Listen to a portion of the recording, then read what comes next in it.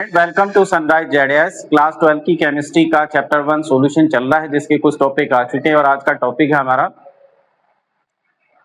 Colligative properties and determination of molar mass.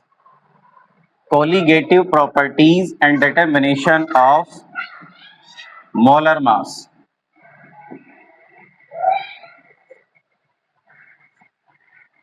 Colligative property क्या होती है?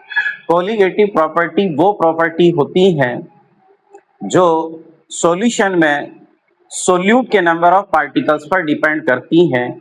उसके नेचर पर डिपेंड नहीं करती, बल्कि नंबर ऑफ पार्टिकल्स पर डिपेंड करती है। किसके? सोल्यूट के। तो कुछ प्रॉपर्टी जो है सॉल्यूशन की, जैसे ही सोल्यूट के नंबर ऑफ पार्टिकल्स चेंज होते हैं तो सॉल्यूशन की कुछ प्रॉपर्टी चेंज हो जाती है। तो जो सोल्यूट के नंबर ऑफ पार्टिकल्स पर प्रॉपर्टी डिपेंड करती हैं, उन्हीं प्रॉपर्टी को हम क्या कहते हैं? कोलिगेटिव प्रॉपर्टी कहते हैं। तो क्या करें? The properties of solution, solution की वे प्रॉपर्टी विच डिपेंड, जो डिपेंड करती है upon the number of solute particle. Solution की वे प्रॉपर्टी जो डिपेंड करती है किस पर? नंबर ऑफ सोल्यूट पार्टिकल्स पर, जैसे कि उसके मॉलिक्यूल्स या आयंस पर present in a definite amount of solvent, present in a definite amount of solvent but not on the chemical nature. यानी सोल्यूट के केमिकल नेचर पर डिपेंड नहीं करती हैं, बल्कि उसके नंबर ऑफ पार्टिकल्स पर डिपेंड करती हैं, चाहे वो मॉलिक्यूल्स हो चाहे वो आयंस हो। तो ऐसी प्रॉपर्टी को हम क्या कहेंगे? Colligative property. Some colligative properties of solution are as follows. कुछ कोलिगेटिव प्रॉपर्टी यहां दी गई है, जैसे कि पहला है हमारे पास relative lowering of vapour pressure. पहली कोलिगेटिव प्रॉपर्टी है जिसे हम शॉर्ट में RLVP बोल देते हैं, relative lowering of vapour pressure. दूसरा क्या है? The elevation of boiling point, elevation of boiling point. तीसरी प्रॉपर्टी है the depression of freezing point, और फोर्थ प्रॉपर्टी है ऑस्मोटिक प्रेशर।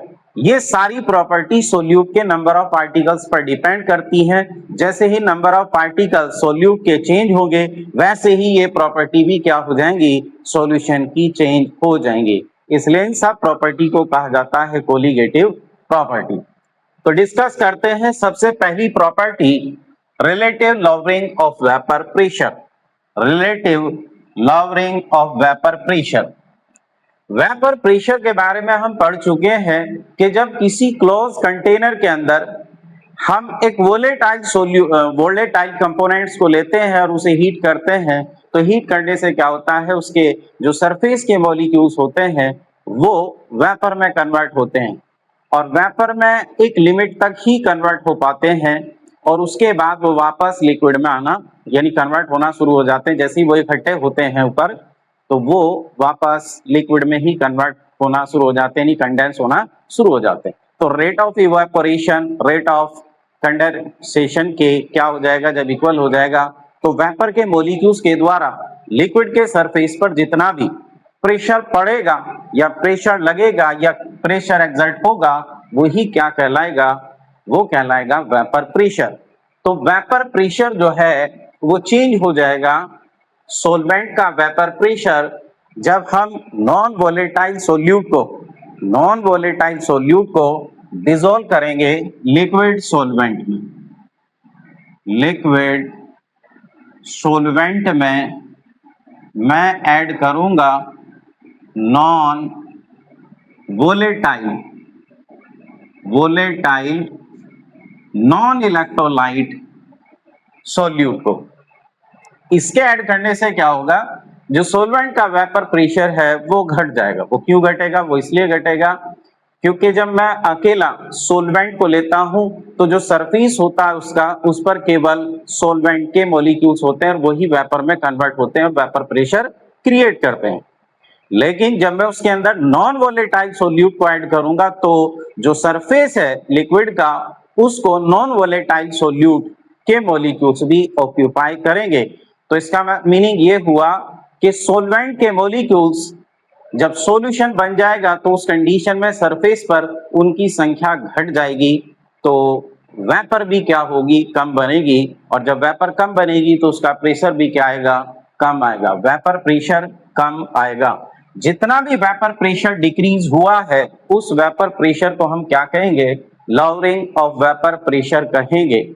और लॉवरिंग ऑफ वेपर प्रेशर को अगर मैं प्योर सॉल्वेंट के वेपर प्रेशर से डिवाइड कर दूं तो जो रेशो आता है वो रेशो कहलाता है भाई relative lowering of vapour pressure, जिसे शॉर्ट में RLVP कह सकते हैं। तो समझते हैं क्या करें। मैंने आपको बताया कि भाई अगर हम नॉन वोलेटाइल सोल्यूट को ऐड करते हैं तो जो हमारा सॉल्वेंट है उसका वेपर प्रेशर डिक्रीज हो जाता है प्योर कंडीशन से के कंपैरिजन।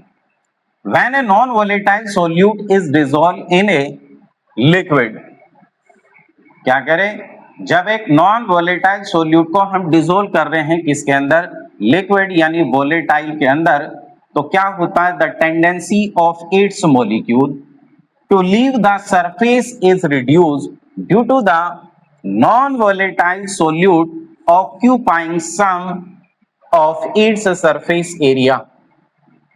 क्या करें, जब किसी नॉन वोलेटाइल सोल्यूट को ऐड कर दिया है लिक्विड सॉल्वेंट के अंदर तो होता क्या है, the tendency of its molecule यानी सॉल्वेंट के मॉलिक्यूल्स की जो टेंडेंसी हो जाती है to leave the surface is reduce, यानी सरफेस को reduce, leave the surface is reduce due to the non volatile solute occupying some of its surface area. यानी जब नॉन वोलेटाइल सोल्यूट को हम सॉल्वेंट में मिला देंगे तो मिलाने के बाद क्या होगा, जो सरफेस एरिया है उसको वोलेटाइल और नॉन वोलेटाइल दोनों के मॉलिक्यूल्स ऑक्यूपाई करेंगे। तो प्योर कंडीशन में ज्यादा मॉलिक्यूल्स थे सरफेस पर किसके, लिक्विड सॉल्वेंट के, और जब उसके अंदर हम नॉन वोलेटाइल सोल्यूट को ऐड कर दिया तो उस कंडीशन में वो सरफेस एरिया पर कम हो गए, और कम हो गए तो वेपर प्रेशर भी कम आएगा, और वेपर प्रेशर कम जितना कम आएगा उसे हम RL lowering of vapour pressure कहेंगे। तो this reduce the vapour pressure exerted on it which is called lowering of vapour pressure. उसके बाद क्या करें, the ratio of the lowering of vapor pressure to the vapor pressure of the pure solvent is called the relative lowering of vapor pressure। यानी lowering of vapor pressure को pure solvent या pure liquid के vapour pressure से divide करने के बाद जो ratio मुझे मिलेगा उस रेशो को ही क्या कहेंगे, RLVP यानी relative lowering of vapour pressure कहेंगे। अगर मैं मान लूं if the vapour pressure of the solution and the pure solvent P and P not, solution के वेपर प्रेशर को मैं मान रहा हूं P और सॉल्वेंट के वेपर प्रेशर को मैं मान रहा हूं P naught, then lowering of vapour pressure क्या होगा, ये वाला जो प्रेशर है ये कम है, ये वाला प्रेशर ज्यादा है, तो मैं क्या करूंगा, P नॉट में से P को माइनस करूंगा तो मुझे ये पता चल जाएगा कि वेपर प्रेशर में कितनी कमी हुई है या वेपर प्रेशर कितना लोअर हुआ।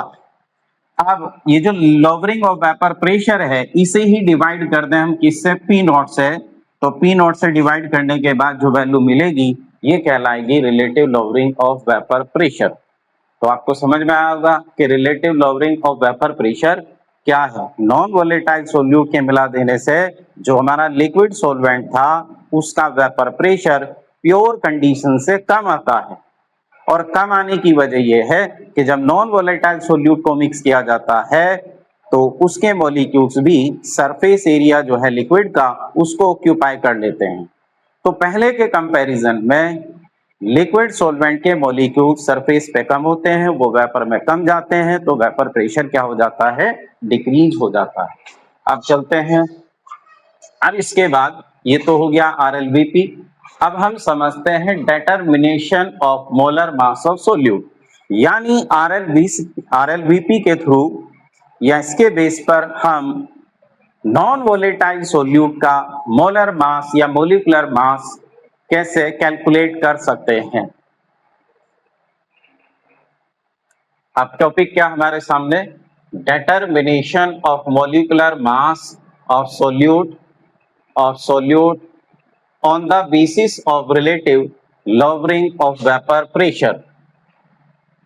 ठीक है, according to Raoult's law, Raoult's law क्या कह रहा है, राउल्स लॉ ये कह रहा है the relative lowering of vapour pressure of solution containing a non volatile solute is given by, अभी हमने पढ़ा आरएलबीपी जो होता है, आरएलबीपी जो होता है वो होता है भाई P naught minus P upon P naught, ये होता है RLBP. RLBP is equal P naught minus P upon P naught. ठीक, ये तो आरएलबीपी हो गया। अब राउल्स क्या कह रहे हैं, राउल्स ये कह रहे हैं ये जो आरएलबीपी आया है सॉल्यूशन का या सोलवेंट का जो relative lowering of vapour pressure है, ये किसके इक्वल होगा, जो सोल्यूट यानी नॉन वोलेटाइल सोल्यूट हमने मिक्स किया है उसी के मोल फ्रैक्शन के इक्वल होता है। यानी ये आरएलबीपी यानी पी नॉट माइनस पी क्या हो जाएगा, पी नॉट इज इक्वल, ये हो जाएगा काय सोल्यूट के। राउल्स ये कह रहे हैं आरएलबीपी जो होता है, जो नॉन वोलेटाइल सोल्यूट हमने मिक्स कर रखा है सोलवेंट में, जितना आरएलबीपी आया वो उसी के मोल फ्रैक्शन के इक्वल होगा। इससे मैं कह रहा हूं इक्वेशन नंबर फर्स्ट, यानी जो पहली लाइन हमारी ये कह रही है कि अकॉर्डिंग टू राउल्स लॉ के according the relative lowering of vapour pressure of solution containing a non volatile solute is given by, उसको हम इस तरह से लिखेंगे। फर्स्ट इक्वेशन हो गई। अगर मैं ये मान लू if n moles of solute, अगर मैं ये मान लू कि एक सॉल्यूशन है उसके अंदर n moles of solute present in capital N moles of solvent in a solution।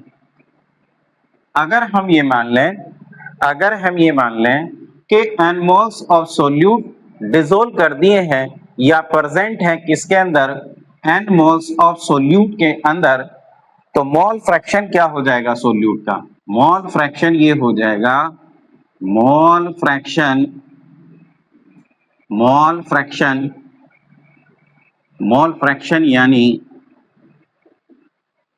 यानी काय सोल्यूट हो जाएगा भाई small n upon small n plus capital N हो जाएगा। यानी मोल फ्रैक्शन क्या होता है, ये ratio of number of moles होता है। जिस कंपोनेंट का हमें मोल फ्रैक्शन फाइंड करना होता है उसके नंबर ऑफ मोल्स को सॉल्यूशन में जितने भी नंबर ऑफ मोल्स प्रेजेंट है सोल्यूट एंड सोलवेंट के, उससे डिवाइड कर देते हैं। तो ये हो गया मोल फ्रैक्शन। इसे मैं कह रहा हूं equation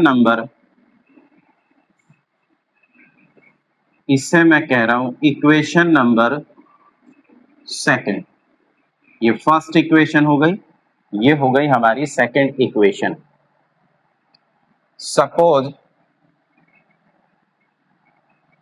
from equation 1 and 2, from equation first and second, first और second, P naught minus P upon P naught किसके इक्वल था भाई, काय सोल्यूट के इक्वल था। और यहाँ काय सोल्यूट किसके इक्वल आया, n upon n plus capital n के। तो इसका मीनिंग ये हुआ मैं इसको आरएलबीपी को यानी p naught minus P upon P naught को लिख सकता हूं n upon n plus capital n के। इसे मैं कहूंगा इक्वेशन नंबर थर्ड। चलते हैं आगे। सपोज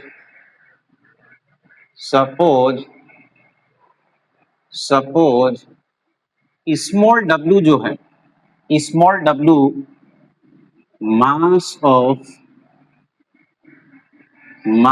ऑफ सोल्यूट है और स्मॉल m जो है मोलर मास ऑफ सोल्यूट है। मैं ये मान के चल रहा हूं कि मास ऑफ सोल्यूट स्मॉल w है और मोलर मास ऑफ सोल्यूट क्या है, स्मॉल m है। And capital W mass of solute है एंड कैपिटल M क्या है भाई, मोलर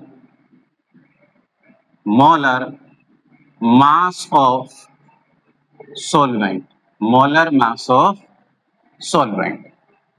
ये मोलर मास, ये मास ऑफ सॉल्वेंट हो गया कैपिटल W और एक कैपिटल M क्या हो गया, मोलर मास ऑफ सोल्यूट हो गया। तो ग्राम में वैल्यू यानी स्मॉल w है उसका मोलर मास है, ऐसे ही मास ऑफ सॉल्वेंट है हमारे पास और उसका मोलर मास है। तो यहां से हम क्या निकाल सकते हैं, नंबर ऑफ मोल्स निकाल सकते हैं। यानी देन क्या हो जाएगा, स्मॉल n इज इक्वल हो जाएगा small w upon small m।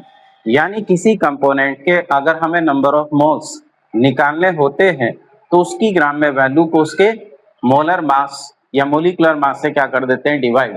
तो मैंने माना मास ऑफ सोल्यूट क्या है, स्मॉल w और उसी का मोलर मास क्या है, स्मॉल m है। तो स्मॉल n क्या हो जाएगा, small w upon small m हो जाएगा। इसी तरह से अगर मुझे कैपिटल N यानी नंबर ऑफ मोल्स किसके निकालने हैं, सॉल्वेंट के, तो N इज इक्वल हो जाएगा कैपिटल W अपॉन M। ये वाली वैल्यू पुटिंग कर देते हैं कहा, इक्वेशन नंबर 3 में। Putting the values of small n and capital N in equation 3rd we get, अगर मैं ये वैल्यू कहाँ रख दूं, स्मॉल n की वैल्यू और कैपिटल N की वैल्यू कहाँ रख दूं, इक्वेशन 3rd में रख दूं। तो इक्वेशन 3rd में रखने के बाद मुझे क्या मिलेगा, मुझे मिलेगा इक्वेशन इस तरह से P not minus P upon P not is equal, यहां क्या था, n upon small n plus capital N था। तो मैं लिखूंगा इस n की जगह small w upon small m और यहां लिखूंगा small w upon small m और plus capital W upon capital M। तो ये इक्वेशन हमें मिला। इस इक्वेशन में ये जो स्मॉल m है, ये स्मॉल m क्या है, मोलर मास ऑफ सोल्यूट है और इसी के लिए हम क्या कर रहे थे, इस फॉर्मूले को बना रहे थे। तो अगर नोइंग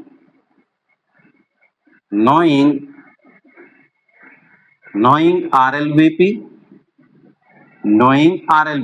अगर हमें RLVP का पता है एंड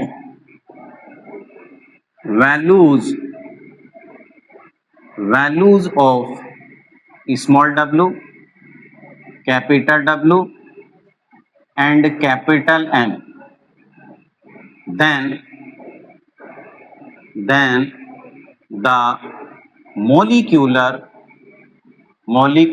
mass of solute यानी small m can be calculated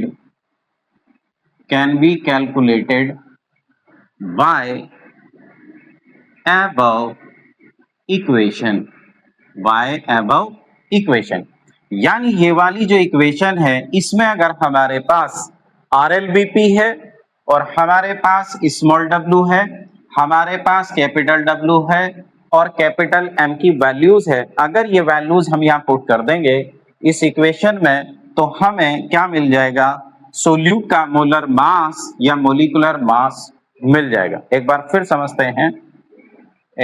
समझते हैं, हम पढ़ रहे हैं क्या, determination of molecular mass of solute, यानी जो सोल्यूट है हमारा नॉन वोलेटाइल उसके मास को हम डिटरमाइन कर रहे हैं। किस बेस पे कर रहे हैं भाई, on the basis of relative lowering of vapour pressure, यानी RLVP के बेस पे नॉन वोलेटाइल सोल्यूट के मोलिकुलर मास को हम क्या कर रहे हैं, डिटरमाइन कर रहे हैं। तो इसके लिए राउल्ट्स क्या कह रहे हैं, राउल्ट्स ये कह रहे हैं कि RLVP जो होता है वो डायरेक्टली इक्वल होता है किसके, मोल फ्रैक्शन ऑफ सोल्यूट के ही होता है। तो मैंने लिखा P not minus P upon P naught किसके इक्वल हो गया, काई सोल्यूट के। ये कहां से आया, ये आया अभी अकॉर्डिंग टू राउल्ट्स लॉ। फिर उसके बाद मैं ये मानता हूं अगर n moles of solute present है किसके अंदर, capital N moles of solvent के अंदर इन ए सॉल्यूशन, तो then mole fraction of solute क्या हो जाएगा, small n upon small n plus capital N हो जाएगा। ये होगी इक्वेशन सेकंड। अगर मैं देखूं कि इक्वेशन सेकंड में यहाँ काय सोल्यूट आ रहा है और काय सोल्यूट की वैल्यू हो गई small n upon small n plus capital N, तो मैं ये कह सकता हूं RLP किसके इक्वल हो गया, small n upon small n plus capital N के हो गया।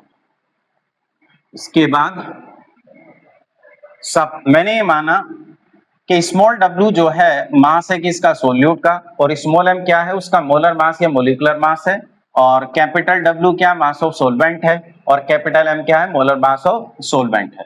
तो सोल्यूट के नंबर ऑफ मोल्स क्या हो जाएंगे, N is equal W upon M हो जाएंगे, और मोलर नंबर ऑफ मोल्स सोल्वेंट के क्या हो जाएंगे, capital N is equal capital W upon capital M।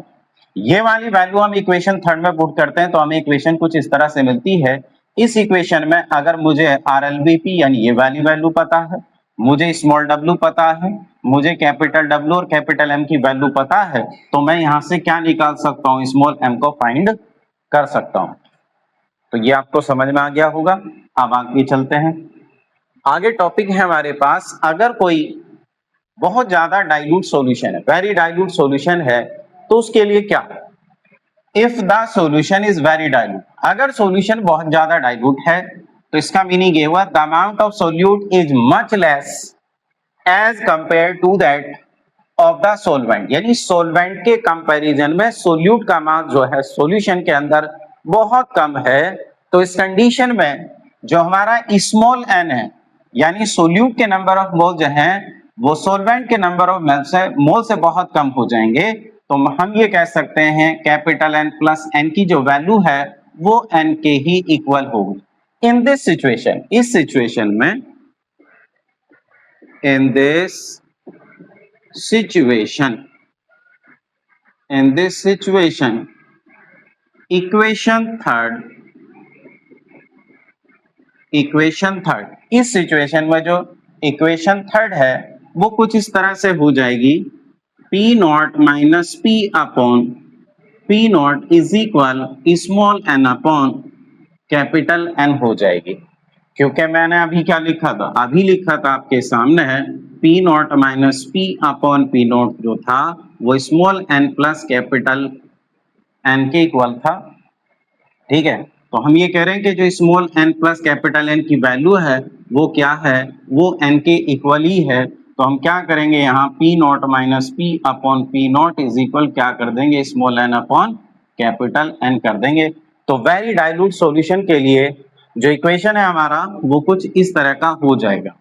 हम जानते हैं n को मैंने अभी कहा n क्या है, small w upon small m है, एंड कैपिटल N क्या है भाई, capital W upon capital M है। ये वैल्यू फिर मैं इस इक्वेशन में पुट करता हूं तो P not minus P upon P not is equal क्या हो जाएगा, small w upon small m, capital W upon capital M, और ये कुछ इस तरह से हो जाएगा P not minus P upon P not is equal small w into capital M, capital W into small m हो जाएगा।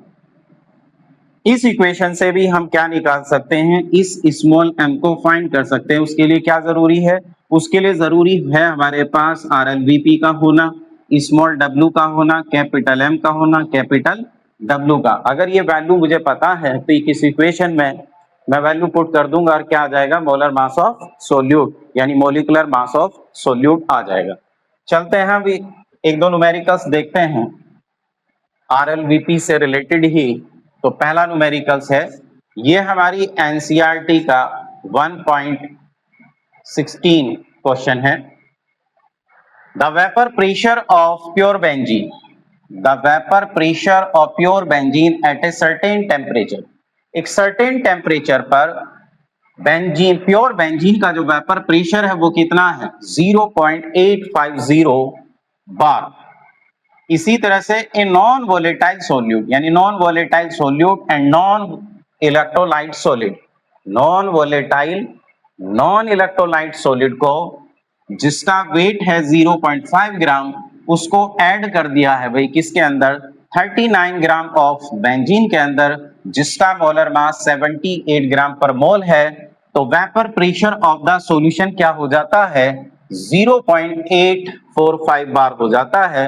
What is the molar mass of the substance. अब यहां हमसे क्या पूछा भाई, मोलर मास बताओ सब्सटेंस का, तो हमारे पास फॉर्मूला है, उस फॉर्मूले को पुट करेंगे, फॉर्मूले में वैल्यू को पुट करेंगे और कैलकुलेट कर देंगे, मोलर मास आ जाएगा। तो देखते हैं इसका सॉल्यूशन। इसका सॉल्यूशन सबसे पहले क्वेश्चन में हमें दिया है प्योर बेंजीन का वेपर प्रेशर, यानी प्योर सॉल्वेंट का वेपर प्रेशर, जिसे क्या कहा था मैंने, पी नॉट कहा था, इसकी वैल्यू 0.850 बार है। उसके अलावा सॉल्यूशन का वेपर प्रेशर दे रखा है जिसकी वैल्यू 0.845 बार है भाई, जिसकी वैल्यू 0.845 बार है। तो पी नॉट आ गया हमारे पास क्वेश्चन से और पी आ गया क्वेश्चन से, और उसके अलावा मुझे गिवन है मास ऑफ सोल्यूट, गिवन है कितना 0.5 ग्राम, और मास ऑफ सोलवेंट यानी कैपिटल डब्ल्यू कितना है 39 ग्राम, और इसी के साथ साथ मुझे मोलर मास दे रखा है किसका, मोलर मास ऑफ बेंजीन यानी सोलवेंट, सोलवेंट का मोलर मास है मेरे पास कितना, कैपिटल एम की वैल्यू 78, कितनी है भाई 78, कैपिटल एम इज इक्वल 78 ग्राम पर मोल है। मुझसे क्या पूछा जा रहा है, मुझसे पूछा जा रहा है molar mass of solid substance क्या होगा, सॉलिड सब्सटेंस यानी सोल्यूट क्या होगा। स्मॉल एम की वैल्यू को फाइंड करो, स्मॉल एम की वैल्यू को फाइंड करो। तो यहां जो इक्वेशन लगाएंगे अकॉर्डिंग टू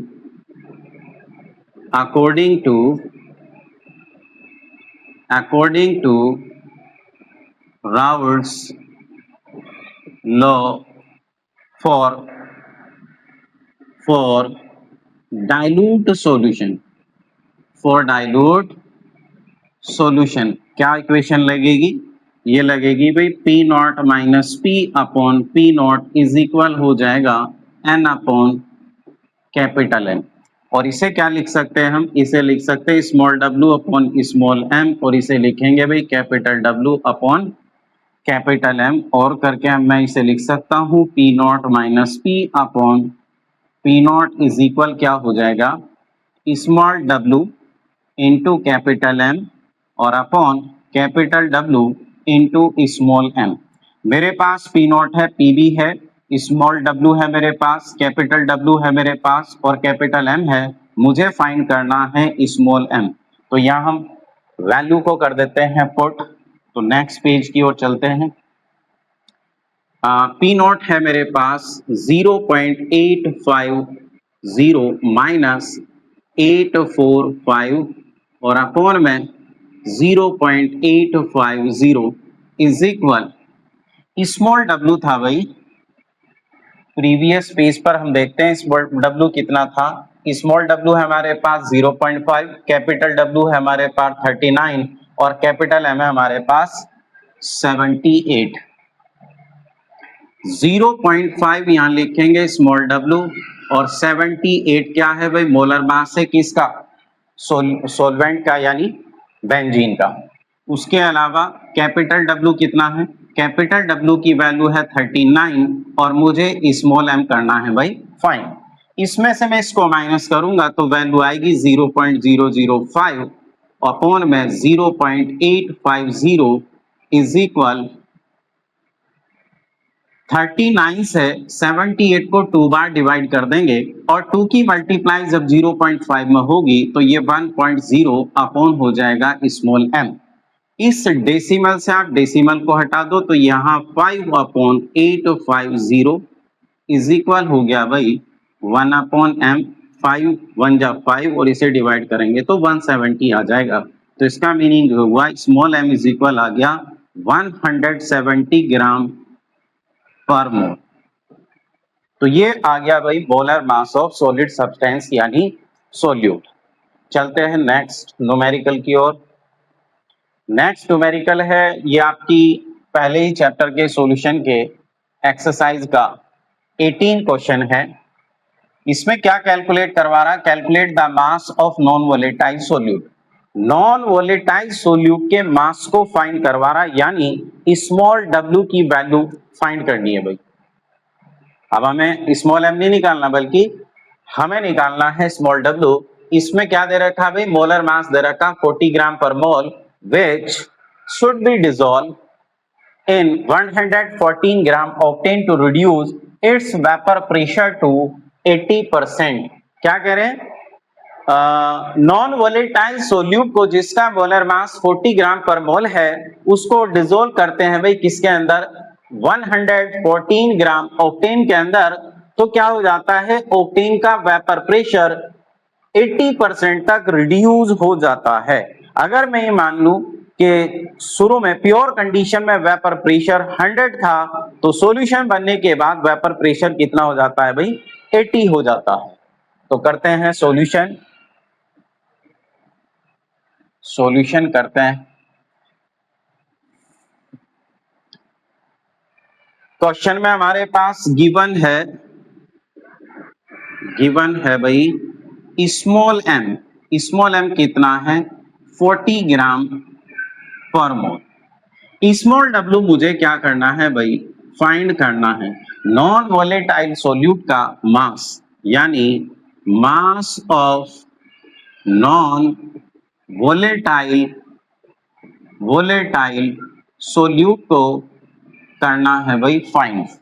ठीक, उसके अलावा मुझे कैपिटल W यानी मास ऑफ सॉल्वेंट दे रखा 114 ग्राम जो कि क्या है, ऑक्टेन है भाई। इसका फॉर्मूला होता है C8H18। ऑक्टेन का जो फॉर्मूला होता है, मॉलिक्यूलर फॉर्मूला जो होता है C8H18 होता है।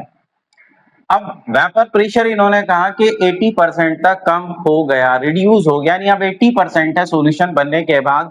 अगर मैं ये मान लूं लेट P नॉट की वैल्यू अगर 100 थी तो P कितना हो जाएगा भाई, अब 80 हो जाएगा। तो अकॉर्डिंग टू राउट्स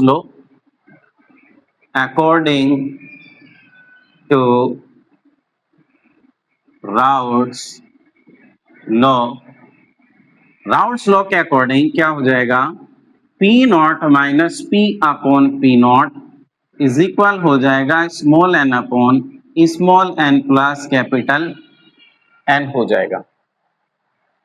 तो हमारे पास ना तो P नॉट है हमारे पास, P की वैल्यू है, स्मॉल n नहीं है मेरे पास, कैपिटल N नहीं है।